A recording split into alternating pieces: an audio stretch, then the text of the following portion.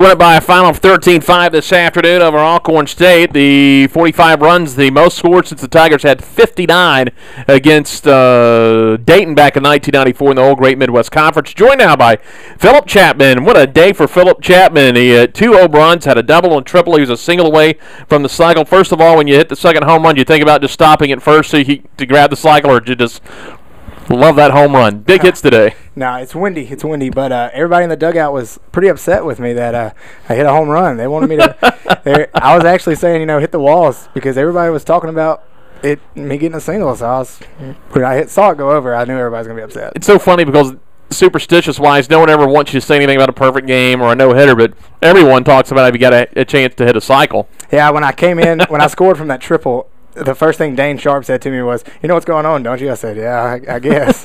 And then Will said something about getting me to the plate, but I just tried to put a good swing on. I wasn't thinking about anything. Well, we just want to know we had a windy day, but you were a home run guy last year. You hit 4 or 5 home runs. You're a doubles guy, really, but you put some out of the ballpark last year. You're waiting your first one today. 2 home run game. This game got tight midway through. You needed that home run late to put the game away. Talk about just today's game in general. We didn't play bad. The wind definitely played a factor with the ball that Ethan missed. But, like I said, it was really windy.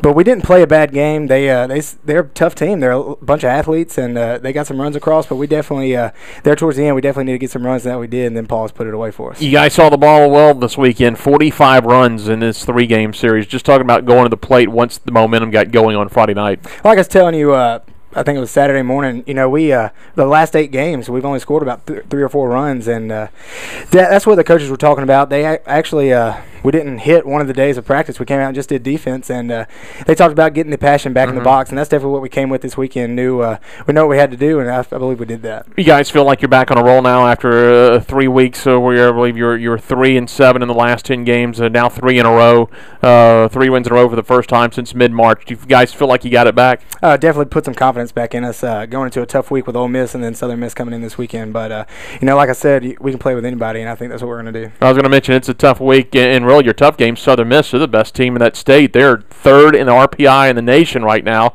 Beat Ole Miss last week, and Ole Miss is no slouch. They're a top 20 team, as always. We're able to get it out of zone. Lost a tight one down there earlier this year in the first midweek game. Just talk about the week coming up. It's going to be a big week for the program. Definitely a lot of work to do.